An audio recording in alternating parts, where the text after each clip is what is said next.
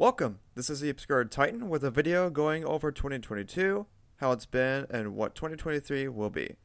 In this, I'll go over what I accomplished this year and hope to do so for the new year. It's surely been an emotional roller coaster for what I've been through, from internet drama to political discourse and what else. Of course, there's been drama going on about half a year, but I'm not going to say any specifics on what's been going on, and it's best not to be discussed. That being said, there's been some good to come out of 2022. To begin my reflections in 2022, here's what I have done.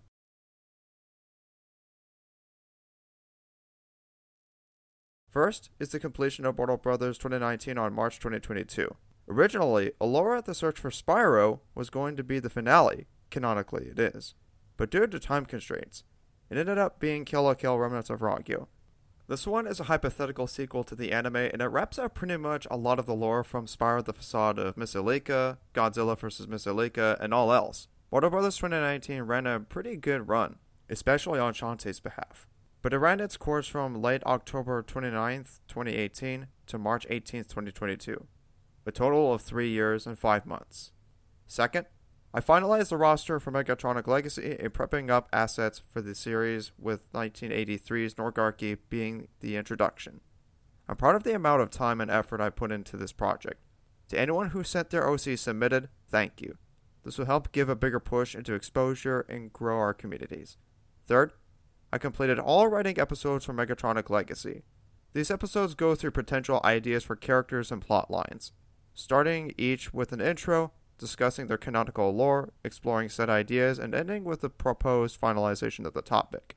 There's a total of 21 episodes with 2 revisits. I'm happy to say that I finished them all in less than a year. I could have finished them sooner, but given my time into drawing characters, streams, modeling, and in real-life events, this took longer than I expected.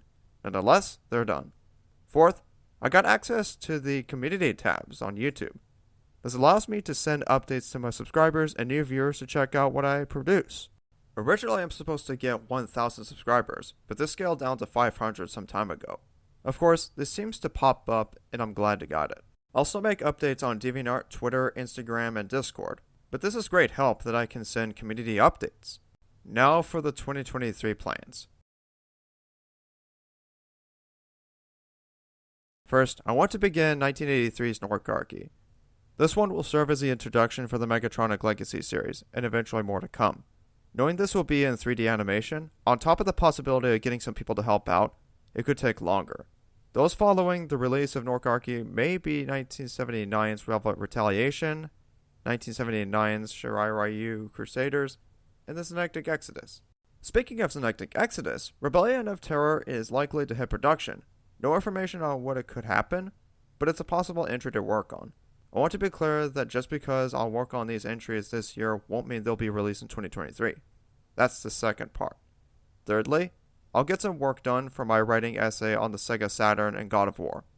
On the first part, I feel like the Saturn is an underappreciated piece of hardware, which does bring some neat exclusives to the table, which exceeds anything that the PS4 and Xbone have.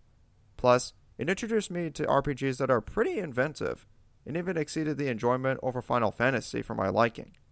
On the second part, God of War is a series I loved for its immersive gameplay, storyline, and overall impact. I'll come after Sega Saturn. Fourth, but not the least, growing more in communities. I wish to get my stuff out further to where I'm currently at, and hope to do business with people eventually. I also got my art commissions, which is pinned on my Twitter page. I am likely considering modeling commissions, but it's a bit of a crutch given my current workload. I'll see what I can do to manage my multitasking. I mean, that's something I do on a regular daily basis. To end this reflection video, I made some progress on my YouTube channel. By the time recording this video, I went from having 88 subs in 2021 and before to 179 in 2022, making it 91 subs in 2022, which is higher than what I've made in the past 3 years.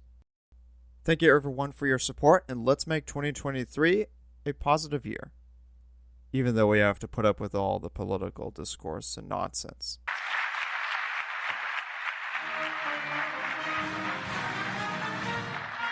Thanks for watching, and I will catch you all next time. Over and out.